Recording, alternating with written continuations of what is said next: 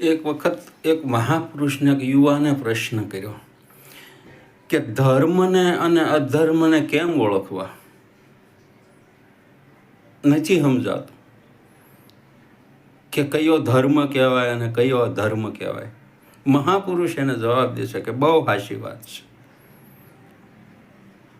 એ જવાબ દેતા એક દ્રષ્ટાંત કહેશે કે એક ફંક્શન છે, કાર્યક્રમ છે. એ કાર્યક્રમમાં એક માં અને એનું નાનું એક બાળક આ કાર્યક્રમમાં જાય છે. હવે આ કાર્યક્રમમાં જાય છે એટલે હજારોની મેદની છે ત્યાં. એટલે એક પુરુષને જોઈ અને આ બાળક એના બાને એમ કહેશે, એની મમ્મીને એમ કહેશે કે મમ્મી જો રહ્યા મારા પપ્પા. એટલે એના મમ્મીને એમ થાય છે કે એના પપ્પા તો આવવાના નહોતા અને આ એમ કહેશે કે જો રહ્યા મારા પપ્પા. એટલે એ પાછું વાળીને જોવે છે. એટલે પાછું વાળીને જોવે છે. એ જોઈ અને એમ કહેશે કે બેટા એ તારા પપ્પા નથી. નહીં, મારા પપ્પા જ છે. જો મમ્મી કે તું બરાબર જો.